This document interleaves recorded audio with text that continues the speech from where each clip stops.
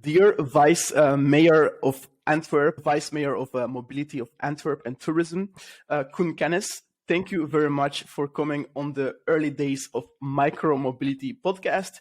Antwerp is one of those unique cities in the world where the mobility is a challenge because it has such a wide and rich history when it comes to mobility, when it comes to the road infrastructure, the architecture, and so on. So it's a great honor to have you on. Before we start and we dive into all the questions of this podcast, I would like to first know a little bit more about yourself. Why did you want to jump into this pretty challenging mobility industry? Because it's all pretty new. It's pretty hectic. We just had scooters launch a few years ago, and now they are all over the world. Some of them are called bird. Some might say they flew from the United States like a bird to Antwerp.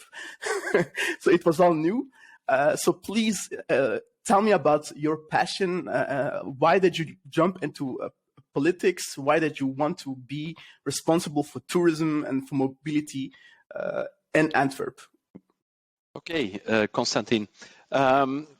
I'm Koen Kennis. I'm Vice Mayor indeed in Antwerp, and I'm doing this now for 10 years. The pleasant thing of what I experience is that we are in the second period of our mandate, and I was lucky because I could keep my competences. So I have the same competences, this legislation, as the previous one. What is very interesting, because then you can build things and also see them getting finished. And why mobility?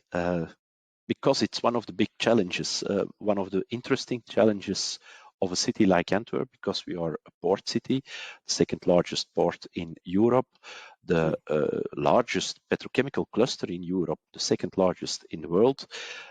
So Antwerp is really also born because it was a trade city where, of course, mobility is very important. Goods came to the city and have to leave from the city to the hinterland, and vice versa, of course. Also, goods came to Antwerp from the surroundings and left by the port. So there was a lot of mobility already in the old days, in the 16th century, when Antwerp was the New York of that era.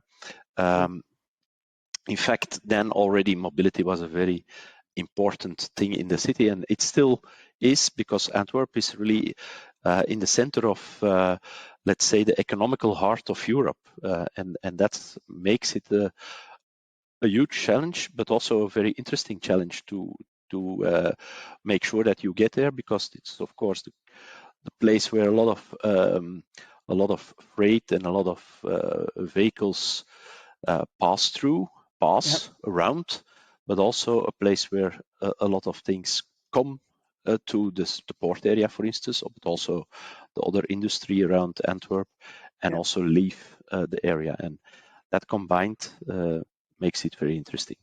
Yeah, it's actually very interesting because Antwerp has always played a major role when it comes to connecting the rest of the world, right? What you just mentioned with the port. Can you maybe elaborate a little bit more about the history of the port and the role it played in the past before we move on to the smart and new mobility and the role that Antwerp is playing now? In fact, our port is born in the early 16th century, when Bruges was going slower because the sea was going away from Bruges. And it moved to Antwerp, also with some trade people that moved to Antwerp and started here to trade in Antwerp. It was one of the biggest ports for Portuguese sailors who brought in goods from the new worlds. Antwerp was a port where they brought a lot of those goods, because Antwerp was also very interesting to deliver then the goods further in the European era, and that's still what we are doing. We are, for instance, Antwerp is the most important port for France, because Okay. a lot of goods that go to France or come from France and go to the world pass through the port area of Antwerp. So you see that this history is still very important, and there were some times that the Netherlands, for instance, closed the River Scheldt, and on that moment you saw also that the welfare in Antwerp was going down, that people were flooding out of Antwerp, going to Amsterdam. That became then the new port area, together with Rotterdam in the Netherlands. And in fact, they are born, let's say, more or less out of Antwerp when there were troubles in Antwerp. It was the war against the Spanish conquistors. Okay, I see. So and still we are a very important, like you said, connecting point to the rest of the world. Together with our, let's say, sister port, Rotterdam. Antwerp and Rotterdam are really the ports of Europe to provide Europe of a lot of goods. Yeah, exactly. So Antwerp, the city, really plays a major role in the world when it comes to mobility. But let's not talk about the mobility in a bigger scale. Let's go to micro scale. Let's go to micromobility. Antwerp was also one of the first cities to pioneer electric scooters, allowing, I think, one of the first e-scooter companies, Birds, launched in Antwerp way before other cities in Belgium. So that's also pretty interesting. But I would like to know what your opinion is on the recent developments in Paris. What were your thoughts when you saw that there was a vote in Paris regarding electric scooters, electric shared scooters, so the ban on scooters? Antwerp, being a pioneer in smart micromobility, I would like to have your opinion on what you thought about the scooter ban that will happen in Paris, which was also a pioneer a few years ago. Perhaps first we were pioneer in shared mobility because of our Velo system. Already 11 and already 12 years ago, I think it was started, and it was immediately a big success. People were waiting to have a subscription on the Velo system. So we knew that shared mobility was something that the Antwerp people would like and would appreciate. And then on a certain moment, it was, I think, 2015, 2016, you had the bikes that were coming in from the Far East and were growing around in cities massive. Luckily, we could stop them in time by telling them we will make a regulation. Very important. About who is coming in, who's not coming in, and what are the conditions to come in the city with shared mobility. We want qualitative vehicles, we want a good service, we want also not too much, because too much then it's laying around, like we saw with the bikes. That was really everywhere in every city were a pile of bikes that weren't used anymore. So we want to make sure that we don't have that. We made a regulation, and on that moment there were some people who wanted to start with e-scooters, for instance, but also with e-mopeds, also with e-bikes, and we let them in, but always based on our regulation. And indeed, Bird, together with Cirque and together with Poppy, were the first one who started in Antwerp. What we saw in that period was that there also was a lot of change. We saw good things, we saw bad things. We always kept talking with the suppliers of micromobility, discussing with them how they could improve, what would be better for the city. We changed our regulation also during all these years, always in consultation with the suppliers, so that we knew that what we asked was realistic but ambitious, and they had to improve, and we discussed with them about the improvements. For instance, they started with one standards for putting your e-scooter away. We discussed it with them and we said it would be perhaps nicer to have two standards so that you have a sort of Dutch way of parking your bike.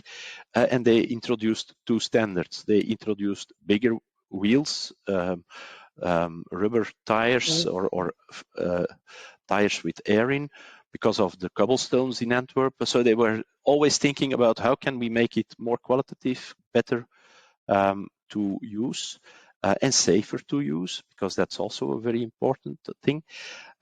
So when I saw the story in Paris, to come to that, I was thinking, okay, you can of course now say we ban these things, but what we see today is that you perhaps can ban the shared micromobility e-scooters, but you can't ban the private scooters.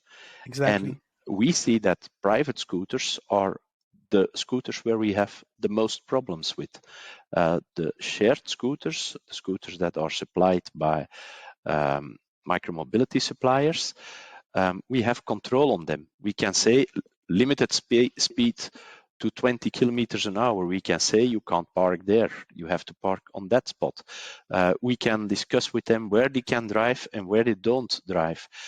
So we have a lot more possibilities to control this type of scooters than the private scooters. So I don't know whether it's good. And when I saw the results in Paris, I think only 5 or 6% of the people came to vote, and then 7%, and then they had, of course, a big majority.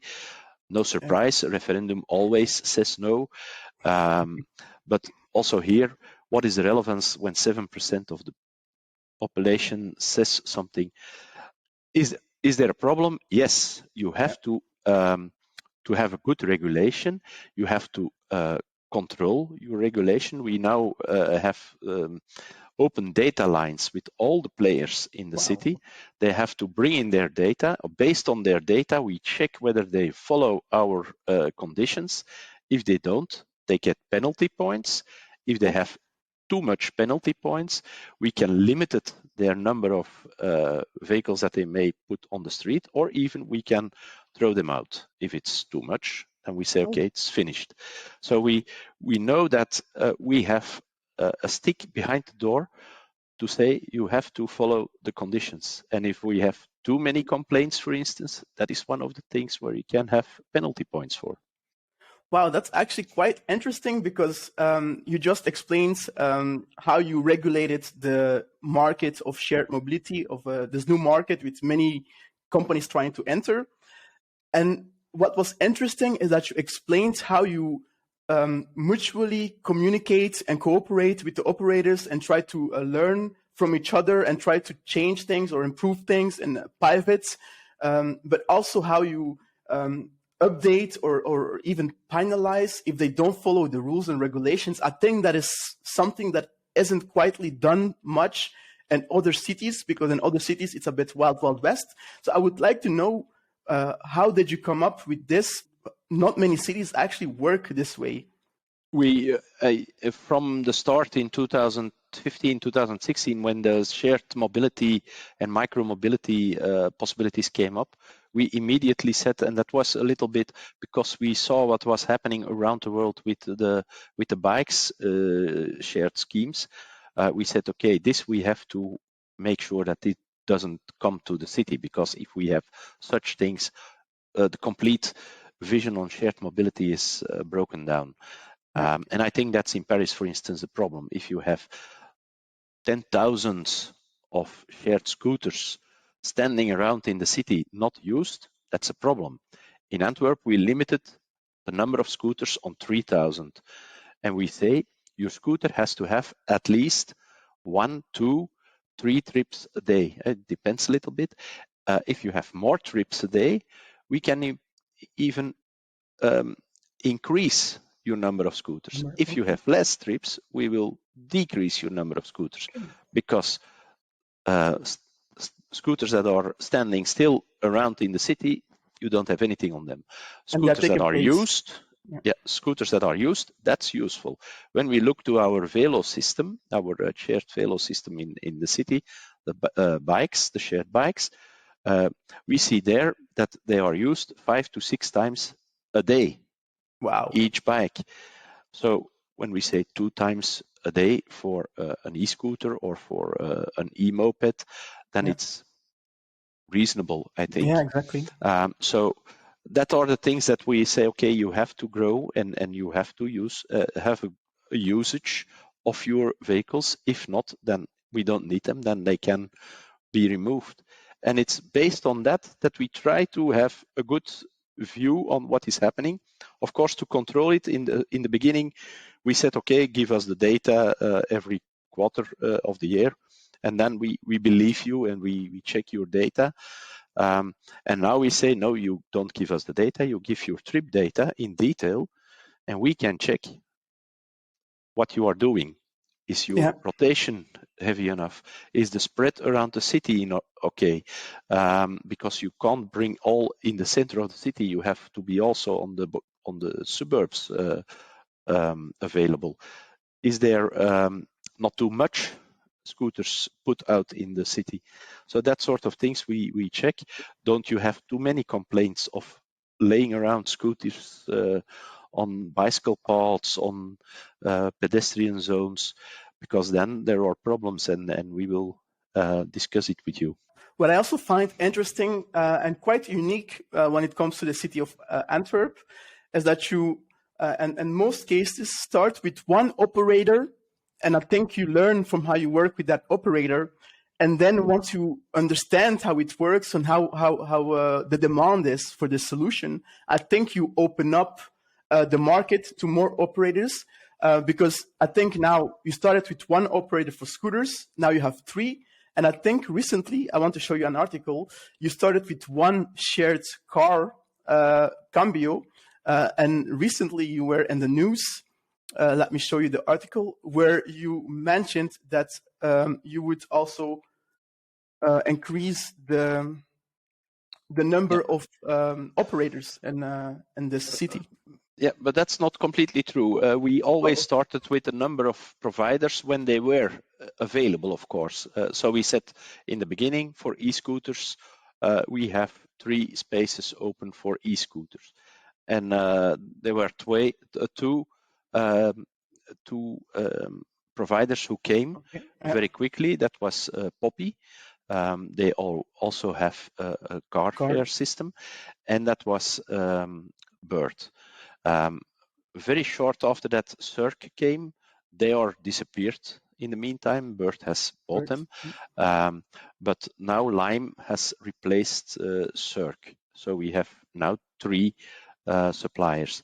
And within a few years, their period will end. And then they have to come again to the city with their proposals. But also other people can have, or other providers can have the choice then to start and to also come in the city, and then we will choose the 3 best that stay in the city, will then for the next period be possibly in the city.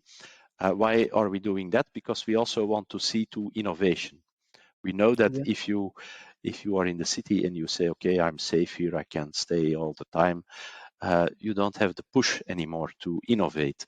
And we say, oh no, that doesn't work. We want regularly giving you a push to innovate, to bring the best of the best to the city, and not what is left, to say it like that.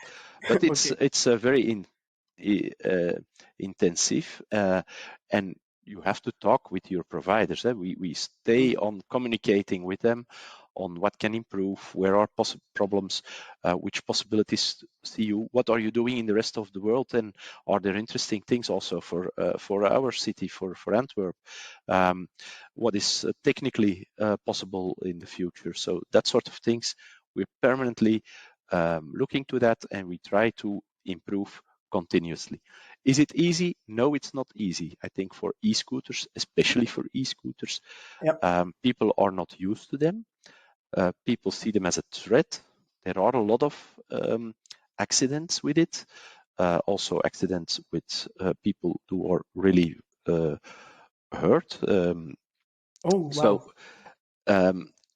it's a discussion. It's a permanent discussion, and I understand what is happening in Paris also. It's a permanent discussion, and I think that the suppliers, the providers, have to make sure that by the things that they do, people believe that they will work on safety, on good behavior of the users, and things like that. They have to educate also their users, their clients, to make sure that, for instance, e-scooters are parked on a convenient, on a good way, that e-scooters don't drive on the pedestrian zones, that e-scooters drive on the bicycle paths, things like that, that they also follow the regulations on traffic. Yeah, but these scooter operators have been operating for a while, so you have been working together with them back and forth. I guess you have data and information about how they operate. What is your feeling? What is your opinion right now on the electric cake scooters, shared electric scooters in Antwerp? Is it something that will continue? What is the feeling of the people? Is it used a lot? Is it an added value for the city? Does it do what it's promised to do? And do you encounter similar challenges or issues when it comes to wrongly parked e-scooters? And how do you see the future and managing that or those challenges? We see challenges. I think providers are doing what they can to educate their users, but we see challenges. Wrongly parked scooters that are laying around in the city. The usage that is not correctly, two people on one scooter isn't possible. People who are driving on the sidewalks isn't allowed, and that sort of things. And it's a permanent exercise to try to make sure that people, the users, are using are following the regulations, the traffic regulations also. It's the same like bicyclists have to follow traffic regulations. Also, e-scooters have to follow those traffic regulations. They have to park on a correct way. It's same like bicyclists. I always compare it. What is a strange thing for us? A shared bike is much more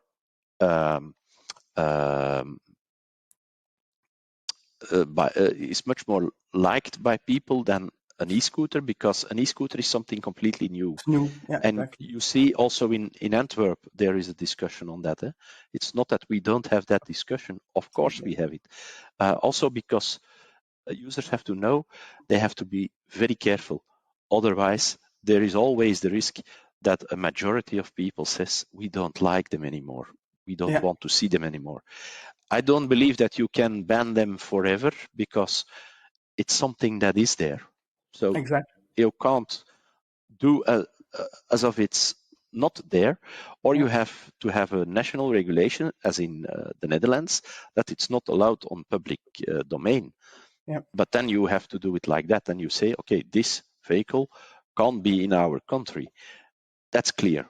But say it's not allowed in our city to have shared scooters, but private scooters is possible. That's a difficult one, because we see also private scooters in many cases are more dangerous and are used not so good. It's much more hard to regulate. It's also a regulation. It's also limited to 25 kilometers an hour. It's something that you have to use alone. But what we see is that our police department sometimes stopped one of those private scooters, e-scooters, and even have had an e-scooter that was that possibly could drive 110 kilometers an hour. Yeah, that's really dangerous. Exactly. And that's not. And a lot of people see those scooters and think, okay, all those scooters have to go away. But it's not with banning the e-scooter that you also ban the private scooter. The risk is even bigger, that when you ban the shared scooter, there will become more private scooters, and that's something that I wouldn't like to see. Yeah, but it's a very difficult thing, and all the discussions that in all the cities in Europe and far behind are going on are also going on in Antwerp. Yeah, exactly. But I think it's a good way of working if you try to find a middle way or find a way to regulate it, and maybe make some compromises and work together, and hopefully you will overcome these challenges. I think that might be the best way to go see forward. also that the providers are working on that, and they know also that the image that they have, they always have to work on it to improve it. Exactly. Actually, I think the operators sometimes they need to follow certain regulations when it comes to the parking. However, in some cities, there is not enough available dedicated parking. There are some cities that demand every scooter should be parked at a dedicated bike rack, for example. However, there are maybe 5,000 scooters and 600 bike racks. So sometimes it's not easy for the electric scooter providers, I think. And me being an operator myself in my company, I do have some points that the operators discussed and wanted to share as well. I will share them with you. To ideally operate, they would like to have parking spots that are well identified by the city with enough density so that there is not a struggle to park. So they would advise, for example, one parking spot within 100 meters or every 200 meters. And operators to enforce parking in these parking spots, that can be done via different technology, which is already available. I actually made a webinar on this. We already did it in our app. And of course, additional bike racks to make scooter parking more accessible to a wider area. And I was wondering if the city of Antwerp is looking at these not demands, but suggestions by operators, and if there's something that, if it's something that you will work with together and maybe implement some of these things and see if it would help to resolve the solution. Because I can tell you in Kortrijk, it really works. Kortrijk has over 483 bike racks. You will see at Donkey Republic a Bird and a Smooth City e-bike perfectly parked on those bike racks because it's enforced in the mobile application. There is a good regulations from the city itself, and there is a good cooperation. But obviously, this is something that happens over many months, working together between the two parties, and some investment had to be done in the road infrastructure and making the bike racks, which is something the city of Brussels is doing right now, I think. But is that also something Antwerp will might implement in the future, more bike racks and these suggestions? Yes, we are we call it drop zones, that are zones that are assigned on the street, on the pavement, where you can put your e-scooter. In the city center, we have them now rolled out. Also around Central Station, we have them rolled out, and we are going further, gradually rolling out the drop zones. And indeed, you can have virtual obligation to park them on those places and not somewhere else. So for us, it's something that we are surely working on. It's, of course, Antwerp is a somewhat bigger city than Kortrijk, so it takes probably somewhat longer to have them all rolled out. But that's something that we are doing gradually, and also looking together with the providers what is possible and what's not possible, because every 250 meters, that is very close. Yeah. Surely in the surroundings of the city, we have the experience with Velo, so we know very well how it works, and we are doing that now also in our city gradually. And of course, for the rest, in fact, an e-scooter is the same as a bicycle. Also, when we drive around with a bicycle, with our own bicycle, and we park the bicycle somewhere in the street on the sidewalk, we have to take care that people still can pass on that sidewalk. In fact, you have always to leave 1.5 meter for pedestrians to pass, and it's very important that that is already done.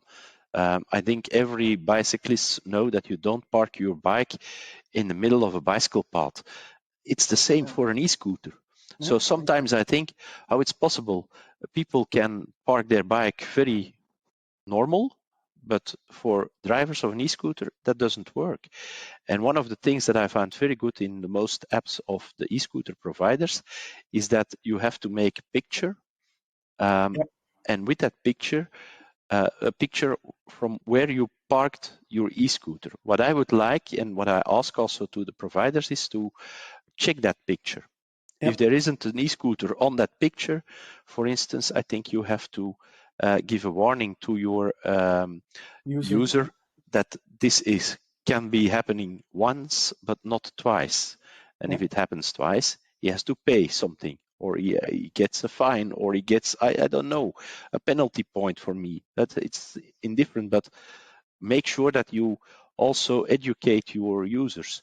If it's parked okay, nice. But also then look to the pictures, and you don't have to look to them all, I think, but try to do it on that you look to one of the 10 or I don't know how many, but look to the picture and see, is it parked okay? I think with artificial intelligence, you already can do a lot. And I think that are things that also have to be done by providers. We can, of course, our police department checks, tries to, when people are not using their scooter correct, they will verbalize them, that's no problem. But in fact, the provider also can do a lot to improve the usage of the e-scooter.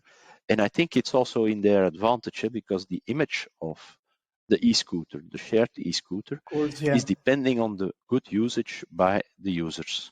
Exactly. Yeah. Everybody, all stakeholders play a part in making sure that the image and that everything is respected, regulations are respected, so that everybody is happy. Now, there's something that you mentioned a few minutes ago when we were discussing the shared Velo bikes. I would like to understand, how do you see the success of, for example, the shared Velo bikes who have been operating for over a decade in the city of Antwerp? I am asking this question because I believe, as a mobility operator myself, I think there is more depth to seeing success than just the number of usage, especially if you have been operating for so long. I think you should see the impact through the maybe more usage from a different demographic, more demand and usage from poorer areas, because obviously that shows that you provide access to areas that were previously did not have access to sustainable shared mobility. And I see those things ultimately as a way of seeing an operator being successful. It's not something that you can see just by the numbers, because people from a certain demographic can use the bike a lot and a lot and a lot, but it would be always the same specific people, right? The goal to really have a big impact is that all people from all demographic and from all regions, all areas of Antwerp, the richer areas, the less rich areas, that they all have access to this mobility solutions, whether it's electric scooters, whether it's shared bikes like Velo. And I think that would ultimately make a big impact also for the restaurants and bars. But that is my personal opinion. And that is how I see a success as an operator, especially if you have had, not many competition for a while being Velo. But I wanted to ask you this question from your point of view, having all the experience and the data from Velo and Antwerp. I think the real competition of micromobility, shared micromobility, is the car. What we saw when with Velo is that everybody uses it. Everybody. In the beginning, it were more male users. We had also more let's say younger, but I mean then until 30, 40 years users. Today you see that the usage of Velo is broadly spread around all demographic groups of the city. Okay, perhaps less the older, but the really older people, but let's say everybody who can bike uses also a Velo. And why use people it? Because it's easy. It gives a big flexibility. Most people that use Velo also have their own bike. I myself have also a few bikes, but I use also Velo. I use also e-scooters. I use the shared mobility that is available in the city. And why do I do that? Because it's, for instance, nice to come to work with a Velo, but if it's raining in the evening, I can leave the Velo in the station, and I use public transport to go back to home, or I go with the Velo to a birthday party from friends, and I go back by the Velo in the evening because the tram isn't driving anymore. So it's always something different. You can use it like you want. You can say I use a Velo. I park it at Central Station. I do a whole walk through the city, and on the other end, nearby the Scheldt, I take the Velo back home. Those possibilities are incredibly big and gives you a big flexibility in your mobility. And that's what we see that people like to combine it also with tram, for instance. They come, or with a train, they come with the train to Antwerp, and there they take the Velo to go to their office. That are things that we see everywhere in the city, and where we see that a lot of people use it, and use it on a very good way. And besides Velo, now you have also the opportunity to use e-scooter, to use the electrical bike share system that we have from Donkey Republic now. And that is spread in the whole region, because that was a little bit the problem also. Velo was limited to within the boundaries, the borders of the city. We couldn't go over it to the neighboring communities. Now with Donkey Republic, we can offer a bike sharing system also in the whole mobility region. And that's also a big advantage that we have today. Yeah, so actually the added value. And we see that this helps really the modal shift to get people out of their car and on another mobility mode. And where does it help the most? Within the city boundaries, because a lot of people today say us, we have a car and we live within the ring road of Antwerp. It's 4 kilometers around the city center. But we don't use our car in the city anymore. In the past, we went with our car to the city center to go and shop. But today, we don't use it anymore. We use the Velo, for instance, or public transport, or our own bike. And you see that there is a modal shift going on from the own car to shared mobility, more and more, and further and further. Also with electrical bikes, we saw, for instance, that there was a big change in distance that people were biking. And you even see today with the non-electrical bikes that the distance is growing together with the distance that is growing from the electrical bikes. Yeah, but do you think there is a relation between the growing demand for these different shared mobility solutions and the road infrastructure investments and vision that the city of Antwerp has had? Because I used to go to Antwerp a lot in the past, but now, and I used to go by car. It was easy to find the parking, even though it's sometimes quite expensive in Antwerp.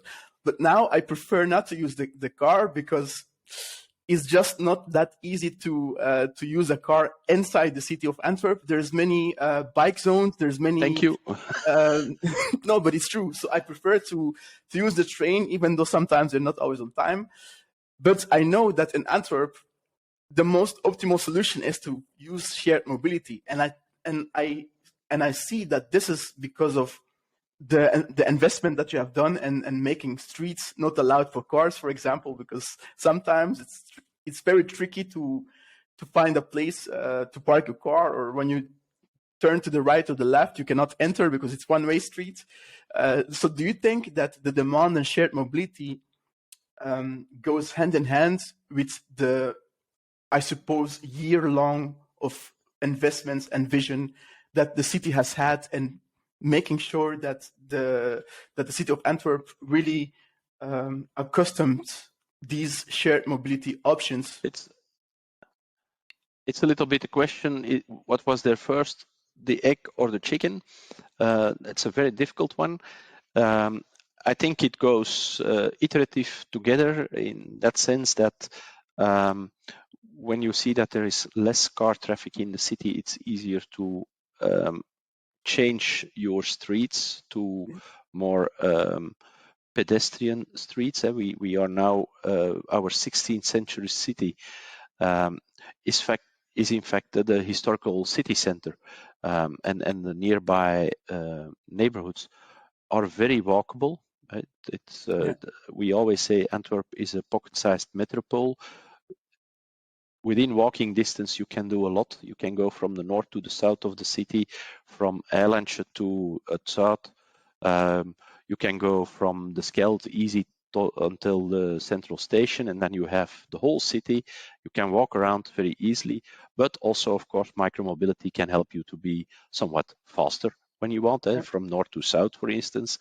And it's used by people because it is there. It's a sort of offering, and if you have the offering, people will use it. If you don't have the offering, people can't use it. And I always say people have to choose themselves how they are moving around, but you need to help them to choose also wise things. And for instance, if you say here is an offering, it will be easier.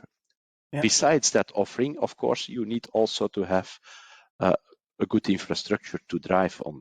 If you go with your e-scooter or with your bicycle driving around, and you permanently are driving in Paris-Roubaix on cobblestones and things like that, then you stop on a certain moment biking around. Then you say, okay, I don't want to drive Paris-Roubaix. But we can make sure, of course, that it's better. And we are changing our streets in Antwerp now to living streets that are in fact shared spaces where the car and the pedestrian and the bicyclists are coming all together. Always the pedestrian is there, the measurement of everything. And that means when you change it, you change, of course, also partially the appetite for instance, a car driver to go in that sort of streets. He will stay on the streets that are leading him to the public parkings in the city center. But it's very smart, Constantine, like you do. You don't come with your car in the city center. You park him, for instance, on a park and ride.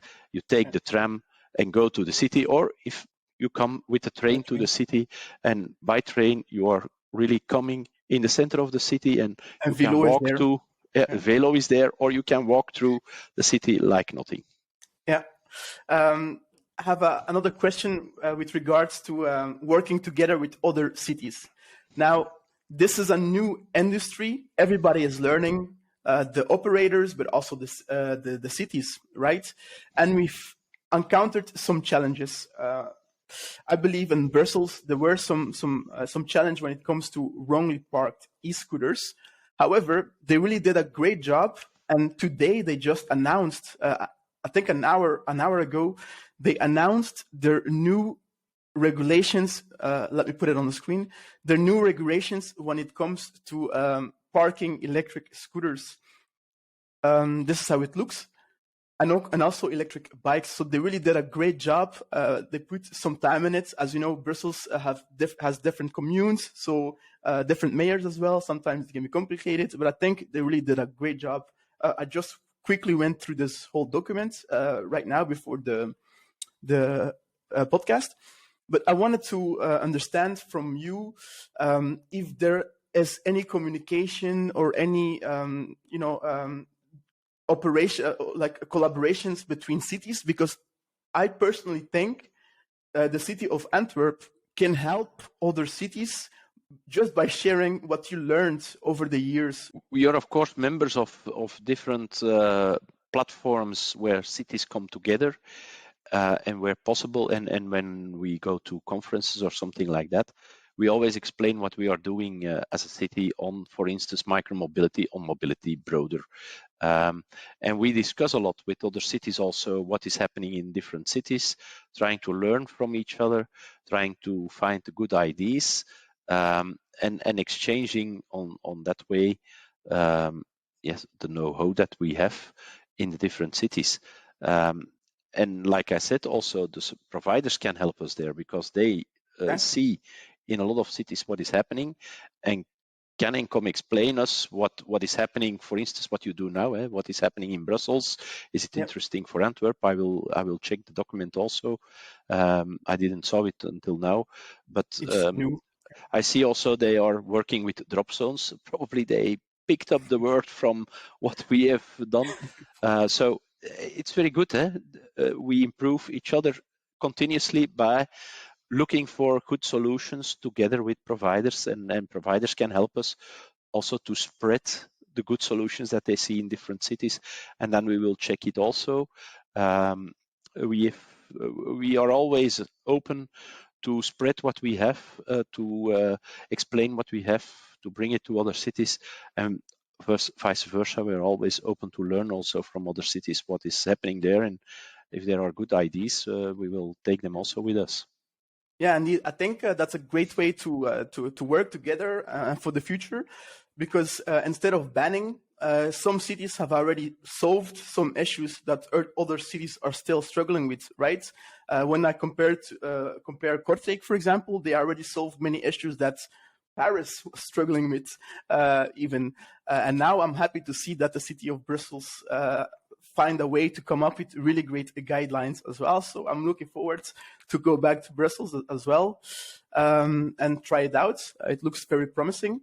Thank you very much for coming on the podcast, but I cannot end this podcast without discussing the tourism aspect of the beautiful city of Antwerp. I think it's also called the fashion city of Antwerp, the fashion city of Europe, right? Besides Rome and so on. And you also have great food. When I go to Antwerp, I always spend a lot of money because I always eat a lot, and I always end up going to shops. And I think you did a great job by creating the opportunity to have these beautiful shops and restaurants and bars, and really make it very cozy and really make it like a walkable experience.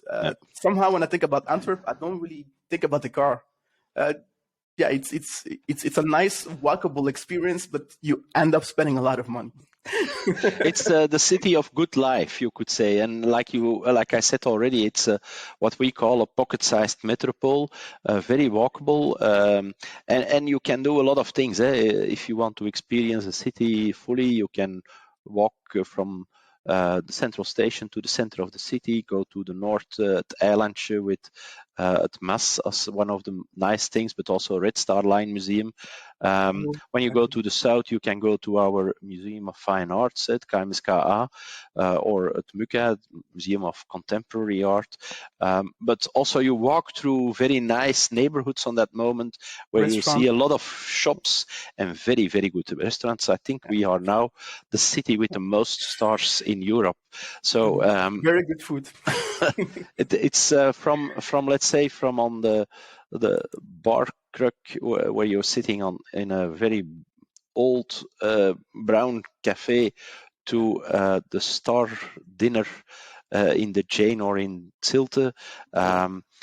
you always have good food in Antwerp. So if you come too much, you will gain some weight. But it's really, I can only say Antwerp is the city of good life in a very broad way. And everybody is, of course, welcome. Yeah, exactly. That's a nice way to explain Antwerp, a city of good life, good food, and good infrastructure and history. To close this podcast, I wanted to know what the future of Antwerp holds in terms of mobility and tourism. Do you have any big plans or big events happening in Antwerp soon? There are continuously big events, of course, but we're working on, for instance, now the Giants of Royal Deluxe are coming to the city this summer. That's always a very big experience for a lot of people in the city because they're walking around and they are everywhere in the city. But also we see, for instance, in the period of Tomorrowland and the Pride, a lot of people were coming to Antwerp to enjoy the city in summer.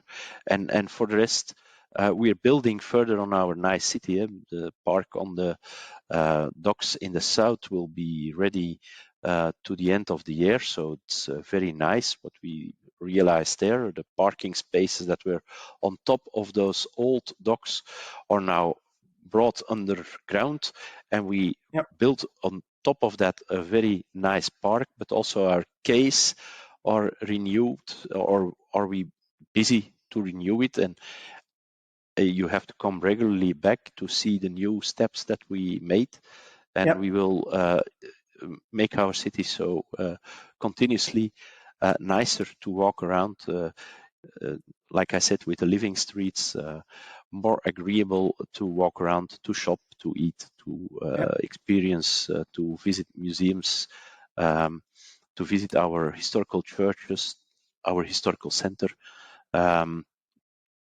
So it's always something to see in Antwerp. Yeah, and actually, I think with the 2024 Paris Olympic coming up, I think many tourists all over the world might get bored in Paris after a few days without having electric scooters, and they might come to Antwerp and Brussels. That's very easy. Using the Thalys, you're immediately in the city center in the nicest central station, the nicest station in the world. Yeah, they have great waffles as well, actually. Yeah. Also. Yeah, it's all about food. So, Vice Mayor Koen Kennis, thank you very much for joining me on this podcast on the early days of shared micromobility, to give your insights about the shared mobility in your city. It was a very pleasant discussion. I'm happy that you were able to find time to share your insight, and I think the listeners will also appreciate this. So, thank you very much for coming on the Early Days podcast. Thank you. Thank you, Konstantin, and good day further.